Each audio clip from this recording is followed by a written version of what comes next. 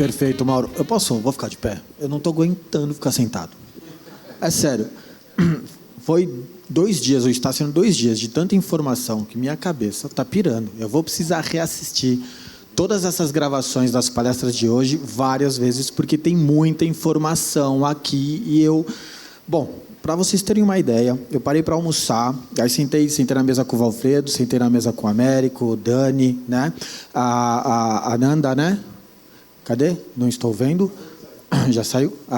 E nós estávamos falando um pouco, eu estava meio que me preparando para esse bate-papo, e a gente começou a conversar sobre a aplicação disso tudo que nós vimos na prática, e eu queria aproveitar essa oportunidade, vou dar uma mudada aqui, convidar o Américo. Você pode, Américo, participar com a gente desse bate-papo? Por que eu vou fazer isso? Porque o Américo é um cara 100% comercial. E o que nós fizemos aqui foi sentar uma mesa técnica. Então, eu quero convidar o Américo, porque tem uma pergunta que eu vou querer realmente ouvir a opinião, da experiência, da pegada comercial. Então, o que eu quero fazer nesse nosso bate-papo aqui? Trazer o que vocês ouviram do Abel antes do almoço, tudo o que a tecnologia tem feito por nós, trazer essa apresentação, aliás... Professor é professor, né? Professor tem pegada de palco, né? Professor sabe se posicionar no palco, sabe falar, sabe apontar. Você não precisa nem estar olhando, você consegue absorver a informação. Fantástico. Quem quer a apresentação do Hugo? Eu quero, você vai deixar para nós aí, né? Então, vocês também vão receber essa apresentação. E eu quero colocar vocês também nesse bate-papo, tá? Então, a gente vai bater papo, mas assim como o Mauro fez, levantem a mão a qualquer momento. Por quê? Nós estamos falando da indústria, nós estamos falando de facility management, nós estamos falando de um cara extremamente sabedor deste mercado, trazendo a tecnologia para isso, e uma pessoa que está na prática disso dia a dia. Só que eu não sei vocês, mas eu, que sou um fornecedor de solução para a indústria, e por ser um franqueador, eu tenho a minha rede de franquias que está na porta da indústria todo dia, eu tenho uma dificuldade de chegar no gestor de manutenção e fazer ele assinar o contrato comigo, que aquela minha solução de IoT vai trazer validade para ele de fato. E aí, por isso que eu pedi a ajuda do Américo para trazer essa pegada comercial para esse nosso bate-papo. Ou seja, daqui 40 minutos, 45 minutos, eu quero que nós saibamos como vencer essa barreira do gestor de manutenção, que, como o Mauro falou, está longe dessa realidade que a gente conversou aqui. E isso é uma dificuldade, porque como é que a gente faz para trazer ele para essa realidade, para ele acreditar nisso que a gente está falando, e, de fato, assinar o papel com a gente lá, e pode instalar o seu IoT, pode trazer as suas soluções, eu acredito que essa solução vai ser verdade. Vou sentar agora, se vocês quiserem água, fiquem à vontade. E aí eu vou começar minha perguntinha. Justamente falando disso, vou perguntar para o Abel por que é tão difícil a aplicação do IoT na indústria. Olha, é realmente um caminho, né? A gente, dentro da InfraSpeak, como a gente trabalha com diversos mercados com diferentes maturidades, né? Hoje, falar para um gestor de manutenção em Londres, né, em qualquer grande cidade aí da Europa, ele vai perguntar o custo de troca, porque ele já tá utilizando o IoT, né? Então, vamos dizer assim, a gente tem segmentos do mercado que o grau de maturidade da eficiência já não precisa ser provado, né? Então, traçando esse ponto aqui, eu acho que tem muito dessa base de conhecimento, né, que a gente está absorvendo num evento como esse aqui, mas existe uma procura de cada um desses profissionais de ser um especialista, né, dele ser especializado e realmente ter uma carga de conhecimento de engenharia, né, como o Hugo aqui expôs, que realmente solidifica um raciocínio. Pô, eu estou realmente trabalhando com um profissional que está aqui para me prestar uma consultoria, né? Ele está aqui realmente disposto a agregar valor para a minha operação e vai ter que me provar o ROI né, desse investimento aqui. Para entrar nesse campo, o profissional realmente tem que estar preparado. Ele não vai conseguir argumentar a respeito de IoT se ele não tiver um mínimo de conhecimento real, né, de como é que isso aí se aplica, os fornecedores que existem no mundo, quem é esse distribuidor que está aqui, o custo de reposição. Então, tem uma jornada que eu imagino que a gente vai vencer, mas também tem coisas muito básicas, né? Então, para a gestão ser eficiente, que é do lado dele, nós, como fornecedores de tecnologia, nós somos um apoio, nós somos, né, aquele fornecedor que traz conhecimento, carrega junto com o produto, né, que ele está representando, um serviço de conhecimento, né? Então, no caso específico do IoT, é saving, né? Então, a gente está falando nesse mercado aqui que a gente vai ter que provar o quanto ele economiza. Eu acho que esse é um ponto assim, que, para nós, é muito claro. Tá?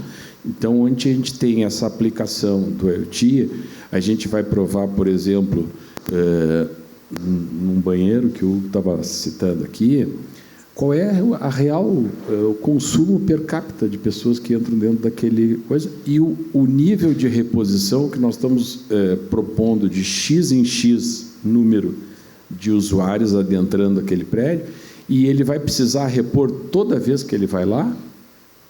Às vezes não. Às vezes a gente vai provar para esse cliente aqui que esse usuário, né, vocês devem ter presenciado esse fato, né, de você chegar num repositório de sabão líquido ou de papel dentro de um shopping center, né, e não ter, e você ter que ficar trocando de um lado para o outro até chegar num sabão líquido. Ou até que funcione. Parece, né, que a manutenção não está existindo aqui, né? Então, às vezes, o desserviço, ele é um problema. Então, se nós estamos atendendo um cliente final que preza pelo serviço de alto nível, isso faz diferença. Então, a falta, né? A gente teve um caso bem crítico aí durante a pandemia da reposição de álcool gel no aeroporto do Galeão. Então, esses custos e essa previsibilidade de 3 meses que a nossa ferramenta pode oferecer, no caso, esse aí é um ponto vital, né? Comprar bem, quer dizer, então, se o gestor lá da parte de suprimentos, né, recebe do Facilities a informação correta da previsibilidade, ele compra melhor, não compra em cima da hora, né? Então, ele tem condições de fazer um saving que está bem claro, simplesmente pelo controle do estoque ou de peças, né, que essa manutenção no gerador aí vai ser necessária. Então, tem todo um caminho aí, né? Então ouvi 3 insights aqui, aí me corrige. Primeiro ponto é fomentar que o seu cliente saiba da informação, saiba que IoT existe, saiba que aquilo lá está no mercado. Segundo, quem vai bater na porta tem que estar muito bem preparado. Eu acho que isso é fantástico. Eu acho que nós estamos comendo bola nisso.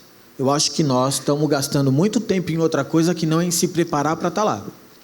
E terceiro, a previsibilidade, que é um assunto que basicamente é o tema do dia, né? Falamos muito sobre previsibilidade aqui hoje.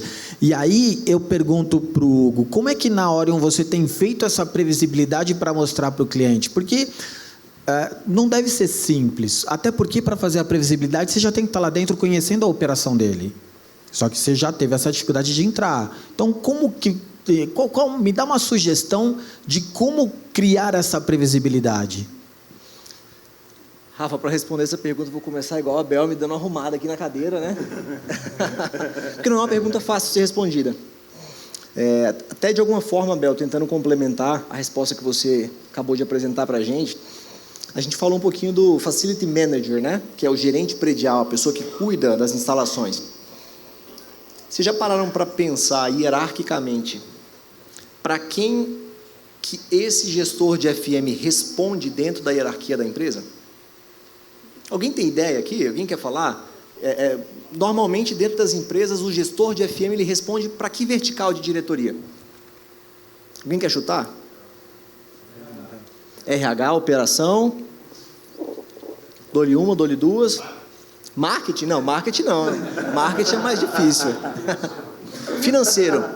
Pessoal, recebi as 3 respostas mais comuns. Normalmente, quem cuida de uma contratação, de um serviço de manutenção, inclusive, se tiver algum gestor de FM aqui, depois pode até confirmar, estatística, normalmente os gestores de FM ou respondem para uma diretoria de operações, de engenharia, isso é muito comum na indústria, ou responde para uma vertical de finanças, direto para o CFO, ou responde para uma vertical de pessoas, e aí vem, por exemplo, a pergunta que o Mauro me fez sobre o cuidado com as pessoas da terceira idade ocupando esses ambientes corporativos. Por que é tão relevante essa informação? Porque os argumentos que nós precisamos usar para convencer um gestor de FM a contratar as soluções de IoT são completamente diferentes caso esse gestor de FM responda para a operação, responda para pessoas ou responda para o financeiro.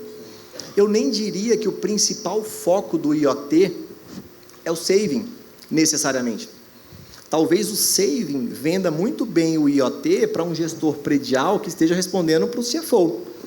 Mas talvez se eu apresentar um argumento de venda que foque no cuidado com as pessoas, vai convencer o Mauro e a gestão dele com muito mais facilidade. Por outro lado, se eu estiver respondendo para um gestor de FM que está hierarquicamente debaixo de operações, esse gestor ele vai querer saber qual que é o nível de conectividade, Bluetooth, LoRa, se vai precisar de repetidor, como é que é o gateway, como é que é o firewall. São coisas que, às vezes, para quem está respondendo para finanças ou para pessoas, isso não é relevante. Então, acho que o principal desafio que a gente tem hoje em conseguir vender IoT acredito que grande parte das pessoas que estão aqui tem um perfil técnico, e às vezes a gente quer meio que empurrar o techniquez goela abaixo do cliente. Então, acho que não é, quando a gente está numa reunião tentando oferecer uma solução como essa, não é necessariamente do que tecnicamente eu consigo oferecer daquele produto e convencer o meu cliente, mas é o que... Eu tenho uma ferramenta que tem múltiplas habilidades. Quais habilidades eu vou escolher apresentar para aquele cliente, porque eu sei que essa funcionalidade vai resolver a principal dor que ele tem no momento. Então, eu acho que, em resumo, é a gente tentar parar de encaixar a figura do triângulo num buraco de um círculo, entendeu? Acho que é muito mais adaptar o nosso discurso de venda, porque, de fato, é uma ferramenta muito poderosa, mas a gente não vai necessariamente vender apenas com argumento de saving, apenas com argumento de técnica. Perfeito. Bom, mortal para trás, atrás de mortal para trás aqui, né? O que você falou foi perfeito. Então, o preparo de conseguir abordar essas 3 objeções, depois que você descobrir para quem que ele vai responder aquilo, ou como você vai abordar para que ele responda para a pessoa certa, eu acho que é fantástico. Então, volta na parte de estar bem preparado quando chegar nesse ambiente. E aí você trouxe bem no final algo que eu gostaria de abordar um pouco aqui com o Américo, com base naquilo que nós estamos falando, que você deu na hora do almoço um exemplo bem na questão da como mudou a venda do carro, como se vendia um carro na década de 70, 80 e como é que se vende um carro hoje. Como é que é a abordagem para tentar vencer a barreira de valor no cliente, quando você vai levar uma coisa para o cliente que é nova, que é diferente, que ele não conhece, que ele, você precisa mostrar para ele que aquilo lá tem validade para ele. Boa tarde a todos. Eu sou Américo, eu sou sócio do Marcelo Scherto, que esteve aqui agora de manhã falando com vocês. O nosso trabalho é trabalhar muito a questão do empreendedor.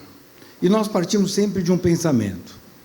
Todo mundo que é dono de um negócio, ou a maior parte, nunca foram preparados para ser dono de negócio. Todos nós fizemos faculdade, você se formou em engenharia, e o teu professor falou o seguinte: você vai trabalhar numa grande empresa de engenharia. Você se formou em medicina, você vai trabalhar num grande hospital. Nunca ninguém na faculdade virou para você e falou o seguinte: você vai montar a tua empresa, você vai criar uma empresa. Dentro dessa empresa, você vai ter que cuidar da parte administrativa financeira, você vai ter que cuidar de marketing e vendas, não é isso? E você vai ter que cuidar do lado técnico. E nós partimos para dentro de uma empresa simplesmente sendo dono. Ser dono é legal, vamos ser dono, vamos ser dono. E muitas vezes pessoas com ideias brilhantes quebram no meio do caminho, ou trabalham muito para que alguém ganhe dinheiro, porque trabalha aquela ilusão, eu estou trabalhando agora para ele baratinho, porque um dia eu vou ter minha chance de apresentar o meu produto, mas não é mais isso o mercado. Se você é dono, você vai ter que pensar como dono e agir como dono. Então, toda vez que a gente começa a olhar um lado técnico, me chama muita atenção a pensar, como é que é a cabeça do comprador? Eu gostei muito da sua colocação, qual é a cabeça e a formação daquela pessoa que vai comprar o meu produto? Muitas vezes essa pessoa não tem conhecimento, ela tem medo do novo. Por quê? Porque o novo é algo que espanta qualquer um. Tudo que é novo, a gente fica preocupado, a gente olha com cuidado. Quando vocês chegam e começam a falar, não, porque eu trabalho com tecnologia, eu trabalho com IoT, acabou, você está falando o quê para mim? Será que eu tenho competência para entender isso? Desculpe, eu posso estar falando bobagem em função da minha área, mas eu sempre costumo dizer o seguinte, quando a gente está num parlamento, como nós estamos aqui, a gente tem o direito de viajar e de falar coisas até sem sentido, porque o parlamento nos permite isso. Então, eu vejo muitos técnicos entrando de empresa para falar com pessoas que não são técnicas. Eu vejo dentro da indústria muita gente querendo vender sem conhecer a indústria, sem conhecer qual é a dor daquela indústria, o que aquela indústria realmente ela produz, o que aquela indústria faz.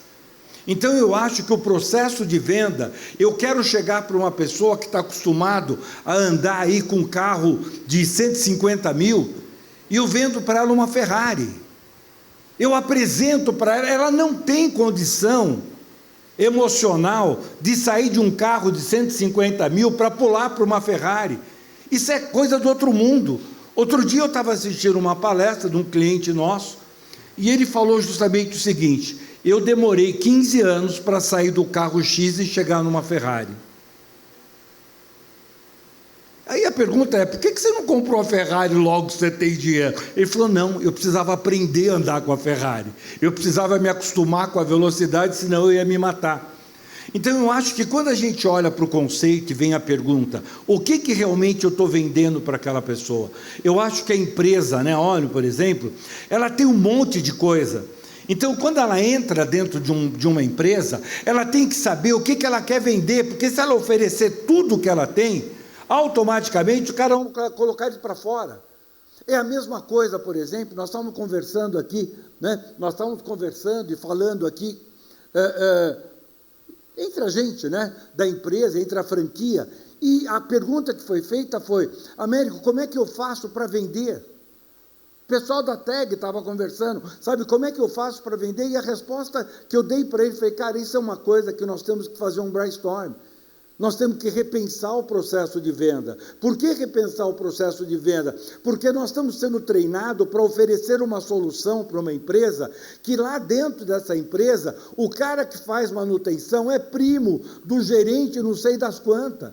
Ele foi colocado dentro da empresa por alguém. É igual na área, gente, da tecnologia, quando eu falo da pequena, sempre tem alguém que conhece alguém que faz melhor do que você. E esse cara, muitas vezes que nós estamos conversando, ele tem o poder de dizer não, mas ele não tem o poder de dizer sim. Ele barra a sua entrada, mas ele não consegue comprar o teu produto. Então, nós olhamos para a empresa e temos que pensar como é que eu atravesso essa primeira barreira. A primeira barreira é sentir a dor dele, é conversar com ele e não oferecer nada, é ler sobre a empresa, é tentar olhar, talvez eu viaje um pouco mais ainda, olhar para ver onde está a dor da empresa em termos de custo, porque na hora que você vai conversar com alguém dentro da empresa para ver custo, claramente lá vai aparecer lugares que ele está deficiente e que muitas vezes essa pessoa, Abel, que está fazendo o serviço, não tem competência para dar essa solução. Então você não vai entrar mais com uma solução de 100%, eu não sei se é possível isso, mas eu vou oferecer uma solução menor. Sabe, eu vou oferecer uma solução menor, eu tenho que entrar dentro da empresa, mas cuidado para não entrar com a Ferrari. Porque se você oferece uma Ferrari, você assusta. É a mesma coisa quem está acostumado a fazer apresentação. Você faz uma apresentação, todo mundo vai olhar para a tua cara e vai concordar com você, porque o cara tem medo de duvidar, ele não tem conhecimento. Se você demonstra conhecimento demais, ele se assusta. Se você demonstra de menos, ele fala que você não serve. Não é isso? Então, o que a gente percebe? A primeira coisa, eu tenho que pensar com a cabeça de empresário. Empresário pensa em curto, médio e longo prazo. Tá certo? Eu quero estar dentro dessa empresa. Qual vai ser a estratégia que eu vou usar? Quem eu conheço dentro da empresa? Eu tenho uma região, como é que eu vou mapear? Eu sei que, tecnicamente, a solução que vocês apresentam é maravilhosa, mas ela me assusta. Não vai ser condição. Sabe? Então você começa a perceber que eu tenho que desenhar, eu tenho que planejar, eu tenho que entender que eu sou técnico, mas eu também sou empresário. Eu não estou lidando com técnico do outro lado, eu estou lidando com negócio, eu estou lidando com dinheiro, eu estou lidando com muito dinheiro. Então eu tenho que saber e conhecer a empresa. Eu estava também comentando uma coisa. A gente trabalha com várias empresas nesse segmento, né? Então nós trabalhamos com o mundo agro. Então, você imagina, a Cargill, tá certo? Entramos na Cargill para fazer um trabalho com a Nutron. Nutron é uma indústria de alimentação animal, tá certo? E aí eu tive que fazer o quê? Eu tive que ir para a fazenda. Eu tive que ir para a fazenda, por quê? Porque eu precisava entender como é que aquele cara compra. Como é que o fazendeiro, como é que o produtor de leite, o produtor de carne, como é que é a relação dele? Por quê? Porque para o engenheiro agrônomo que estava ali, ele muitas vezes falava assim, não, porque esse cara é meu amigo. Eu cheguei na fazenda, olhei e falei, cara, esse cara está cheio de tecnologia aqui, você não tem nada, quem está tomando conta disso aqui é o filho dele, não é mais ele. E você está amarrado com esse cara, e esse cara daqui a pouquinho, você vai trocar, você vai se aposentar junto com ele. Por quê? Porque eu tenho que olhar para uma fazenda hoje com tecnologia. Não é isso? Quer dizer, eu não tenho mais avião sobrevoando fazenda, eu tenho drone. Sabe? Quer dizer, então eu tenho que olhar para o campo, não com o olhar simplesmente do técnico, mas eu tenho que ter um olhar maior. Eu tenho que ter um olhar maior, eu tenho que entrar dentro do negócio, eu tenho que entrar dentro da empresa, eu tenho que deixar esse lado técnico um pouco e pensar aonde o meu produto resolve a dor do meu cliente. Se ele não tem dor, tem que criar uma dor para ele. Pisa no pé dele, é isso aí, né? Pisa no pé dele, você tem que criar a dor, porque se ele não perceber a dor, você não vende o remédio. Você não vende o medicamento, não adianta você me oferecer. Gente, pensa numa coisa, valor quem dá é quem compra, não é quem vende. Imagina duas situações. Eu estava numa feira aqui na Avenida Paulista, aqueles que são de fora, tem uma feira no MASP, que é uma feira de antiguidade. Estou eu e minha esposa lá andando pela feira, paramos numa barraca e de repente a pessoa virou e eu vi uma conversa. O cara falando para o dono da barraca, olhando para uma fechadura. Amigo, o máximo que eu dou para você nessa fechadura aqui é R$ 1.800. O dono virou para ele e falou assim, não, olha, o mínimo que eu posso fazer para você é R$ 2.500. E eu olhei para minha esposa e falei, se eu visse essa fechadura no chão, eu chutava ela. Você percebe, isso não tem valor nenhum, não tem valor nenhum. Então, aí só para fechar, desculpa, eu me empolgo e acabo comendo tempo, né? Mas só para a gente poder fechar, entender uma coisa, quanto você paga no copo d'água agora? Você não vai pagar nada, porque é só levantar e pegar água lá fora, e é saborizada ainda, tá certo? Mas se você estiver no estádio de futebol, 35 graus, você gritando para o seu time, e passa um cara vendendo um copinho d'água e falando, R$10 o copinho d'água, você compra ou não? Você fala o que para ele? Ô ladrão, me dá 2. Mas você vai comprar e vai pagar. Outra coisa, imagina na cabeça de vocês, como eu embalo o meu produto. Quando você compra café, o grão de café, você vai pagar 0,1 centavo a quantidade de grão para fazer um cafezinho, tudo bem? Você vai no bar da esquina, ou na padaria, do português, ele vai te cobrar R$4 um cafezinho. Ele pegou o grão, todos compraram o grão no mesmo lugar. Ele vai te cobrar R$4. Você vai na cafeteria, Você vai na cafeteria, a menina vai fazer um desenho na xícara, vai colocar um mimo para você, vai colocar um copinho d'água. Você vai pagar quanto? R$9 o cafezinho. Aí você sai de lá e vai para um hotel 5 estrelas. Chega lá, você encontra um garçom todo de branco, tá certo? Todo de branco, com lua, você sentado no sofá que custa R$30 mil, e ele te oferece o cafezinho, e você vai pagar R$22 o cafezinho. O grão é o mesmo. O que diferencia é a forma que você está entregando o seu grão e a forma com que a outra pessoa está recebendo ele. Então, se você é técnico, vamos falar de vendas. Vamos deixar um pouco, como o nosso amigo colocou, o tecnei de lado e vamos pensar no negócio. Vamos pensar no negócio, porque muitas vezes as coisas são complicadas. Então, para você... Falei demais, hein? Não, você... Eu falei que era para trazer ele para cá. Obrigado. Obrigado, Américo. Ninguém faz mais perguntas. Acabou, tchau. Então, o Américo deixou claro aqui que a venda é uma jornada. E aí eu queria que o Abel me falasse como que na InfraSpeak você constrói essa jornada para o cliente, porque você me convenceu 3 anos atrás, né? Você me convenceu. E eu vou ser muito honesto, eu achava que InfraSpeak era muito para nós, não é? É verdade. E você me convenceu, porque você construiu uma jornada e fez tudo que o Américo falou agora. Como que você constrói essa jornada hoje, e aí depois embalo no Hugo, para dizer como você fatia os seus serviços para que seja feita a entrega de valor dentro dessa jornada que o Abel vai explicar para nós? Bela pergunta. Mas aproveitar que não estamos com os concorrentes aqui, né? Mas eu acho que a gente tem um nosso modo de pensar, né? É realmente que a gente precisa ser consultoria, a gente realmente precisa entregar o valor e a gente parte de um pressuposto. A gente, antes de entender bem a operação do cliente, a gente não consegue dar prognóstico nenhum, né? Então, a gente realmente precisa ser bastante questionador da operação. Então, é um processo realmente de entender o que realmente funciona e qual é o objetivo que a empresa está buscando, onde é que ela quer chegar, qual é realmente aonde que ela tem o foco do desenvolvimento, né? Então, dentro desse processo aí, a gente aprende muito com o cliente, né? A Orion é nosso parceiro aí há 5 anos, né?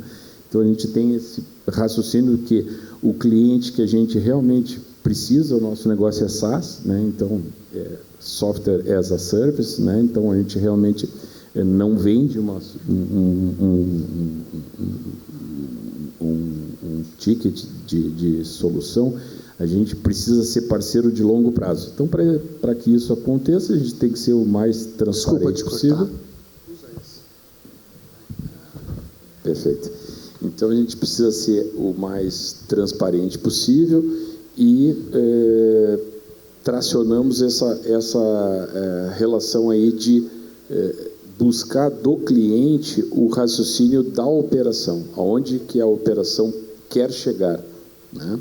E para isso aí a gente entregar uma solução real, possível, né? De acordo com esse grau de maturidade. A gente fala bastante no grau de maturidade, e isso aí não tem demérito nenhum, é simplesmente ser real. O que a empresa tem de clientes na fora que estão exigindo um SLA específico, estão exigindo laudos técnicos, certificações, todos esses níveis de compliance, né, para poder atender esse cliente final, e em cima desse requisito é que a gente vai montar junto essa solução.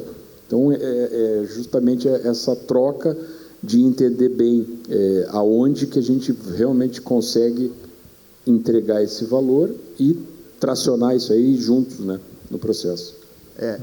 Desculpa, claro. Eu posso dar um depoimento como cliente de InfraSpeak? Claro. Abel, E respondendo a pergunta, eu vou até ficar de pé aqui, porque eu lembrei do processo de compra, e o que me convenceu, né, nos convenceu a comprar. A gente estava especificando a ferramenta, olhamos 5 ferramentas, né, empresas até mais antigas, pessoal que está... Enfim.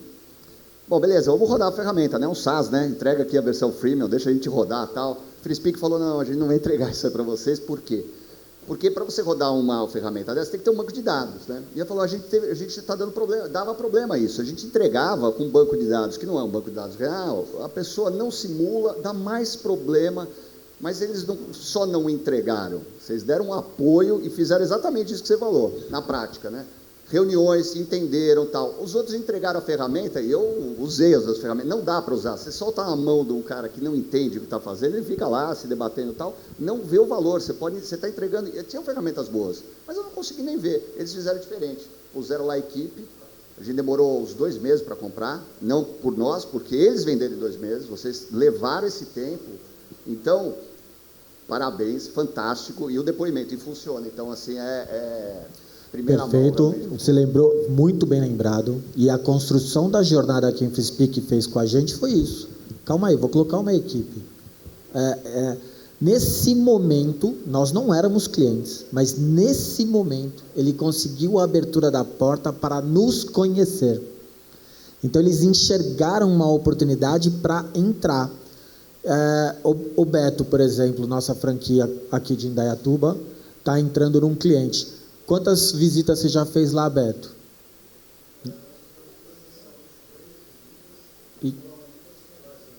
E online? E online, quantas vezes você já falou com ele? Então, a gente já 7 vezes lá nesse cliente, tão somente para fazer a construção da jornada de conhecer o que ele quer.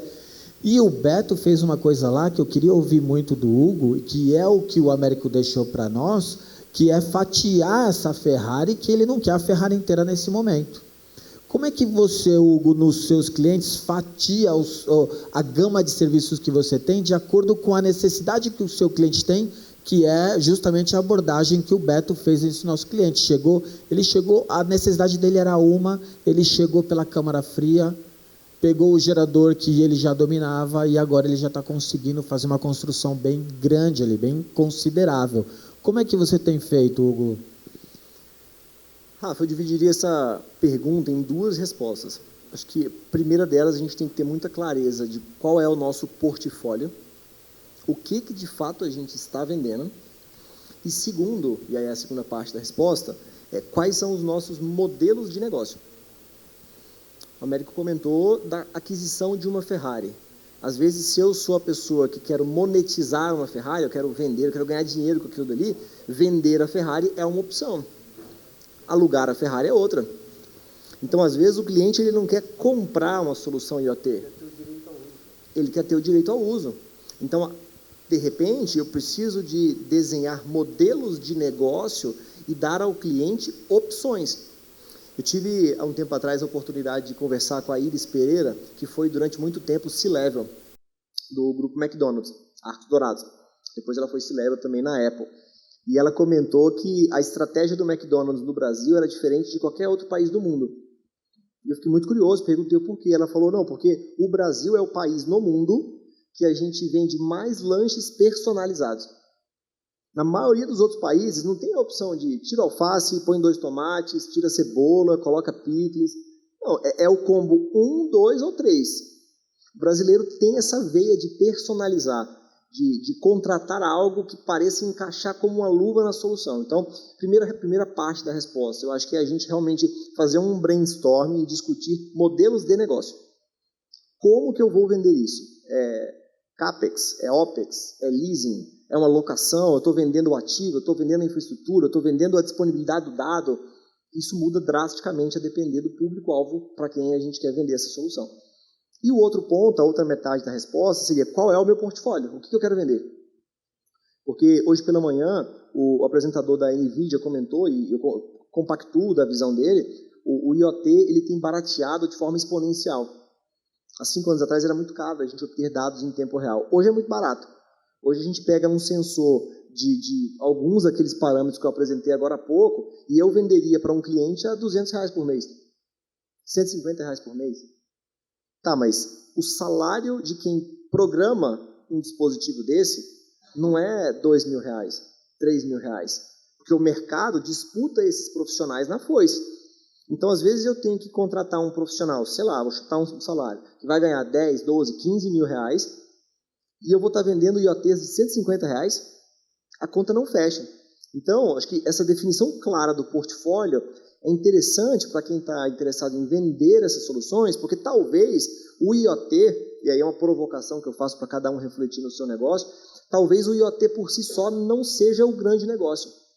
Mas talvez o grande negócio seja, por exemplo, eu vou fazer uma manutenção de gerador com o IoT agregado.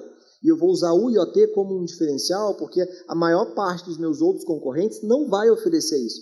E como o IoT é tão barato, na maioria das vezes eu vou conseguir oferecer o produto com ou sem o IoT pelo mesmo valor, reduzindo um pouquinho a margem de lucro. Só que a gente não vai ganhar vendendo o IoT. A gente vai ganhar no nosso core business, que é fazer a manutenção, por exemplo, agregando uma nova roupagem, agregando um novo valor, que é ter os dados em tempo real. Então, em resumo, eu trabalharia bastante em análise de modelos de negócio e trabalharia em definição clara de portfólio. O que de fato eu quero vender.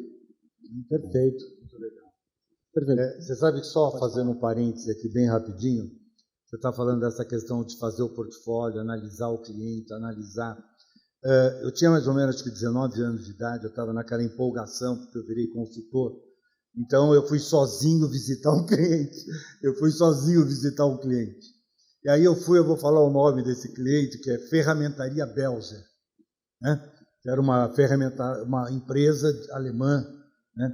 E aí eu entrei na sala do diretor de marketing, que chamou, e ele sentado, grandão, aquela mesa grande, eu sentei pequenininho, mas todo empolgado. E aí ele falou para mim 3 palavras e eu comecei a falar. Porque fazer isso, e de repente ele parou de falar, olhou para mim, sorriu e falou assim para mim: Américo, cara, você sabe uma coisa que eu estou admirando em você, sem te conhecer? Sabe o que é? Eu falei: o quê? Ele falou: você nem sabe qual é o meu problema e já está me dando um monte de soluções. Então, pegando o que você falou do portfólio, pegando o que a gente fala aqui, muitas vezes eu tenho que conhecer realmente quantas portas tem a empresa que eu quero trabalhar e qual é a porta que eu estou entrando. Lembra, uma empresa tem a porta da frente, a porta dos fundos, as portas laterais. Nem sempre a porta mais fácil é a porta da venda, mas é a porta que você só entra, mas não é para vender. É para descobrir quem é que está lá dentro e com quem que você vai falar. Maravilhoso. Para mim, eu fechei aqui. O que vocês acharam? Muito boa? Pergunta?